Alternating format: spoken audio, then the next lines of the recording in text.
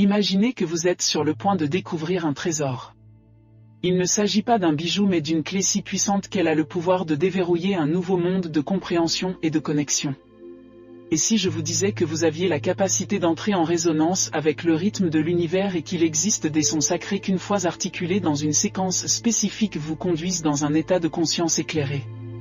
Cette séquence de sons peut être votre outil de transformation personnelle. Ils ont toujours été là, mais ignorés, car ce potentiel de transformation devait être réprimé et tenu à l'écart de la conscience générale par crainte de ses profondes implications.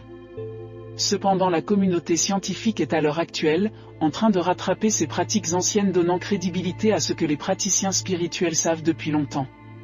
En 2021 une étude scientifique par l'école de médecine Perelman de Pennsylvanie a exploré le domaine des mantras en étudiant l'impact des chants sur les fonctions cognitives. Leur étude a révélé une amélioration mesurable des capacités cognitives des participants y compris la mémoire, la concentration, la clairvoyance et l'agilité mentale. Cette connaissance n'est pas nouvelle aussi vieille que les montagnes et redécouverte par un monde enfin prêt à y prêter attention. Le pouvoir de nous transformer, de réaligner nos énergies et de puiser dans notre potentiel illimité. Abonnez-vous au message pour franchir le portail de l'éveil et sauter dans une nouvelle réalité. Ces notes ou mantras Nam Myoho Renge Kyo sont les fréquences qui permettent l'éveil par la connexion au véritable soi. Lorsque vous récitez Nam, c'est de vous seul qu'il s'agit et vous commencez à ressentir une sensation d'enracinement et un sentiment de stabilité. Chanter Myoho renforce une connexion à notre véritable soi et à la fréquence de l'univers, nous ressentons un sens accru de l'intuition.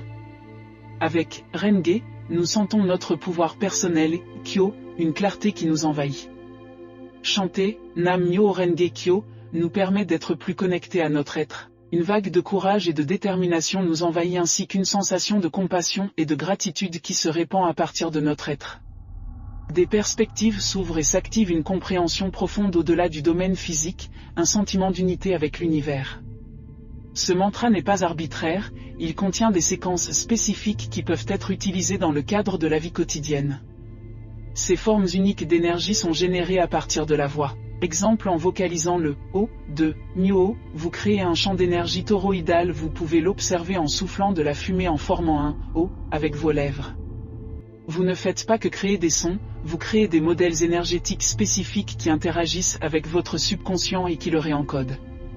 Le travail pionnier de Hans Jenny dans le domaine de la cymatique a montré que différents sons produisent différentes formes.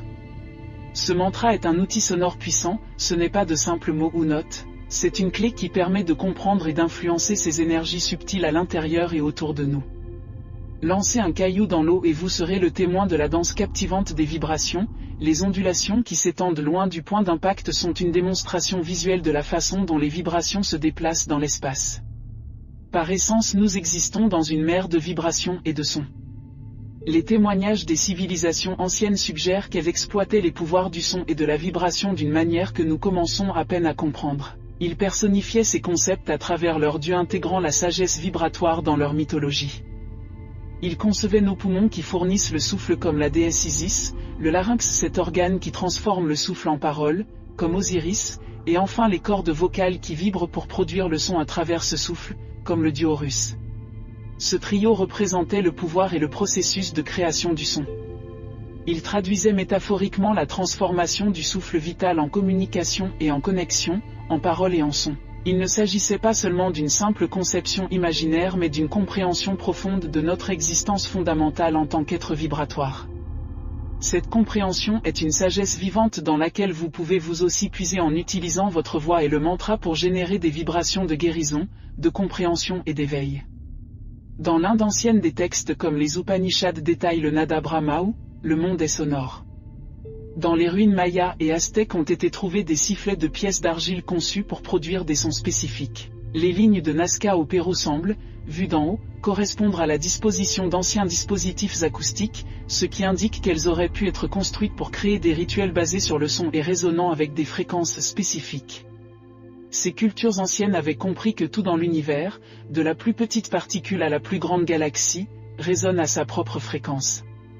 En s'alignant à la fréquence cosmique, à la symphonie cosmique, nous pouvons favoriser l'équilibre, la guérison, la croissance spirituelle et l'éveil. Si vous avez aimé ce dossier de la chaîne, le message, abonnez-vous et activez la cloche pour ne rien manquer, car je vous promets que votre vie va changer d'une manière incroyable. Je vous souhaite le meilleur et nous nous reconnectons lors d'un prochain audio.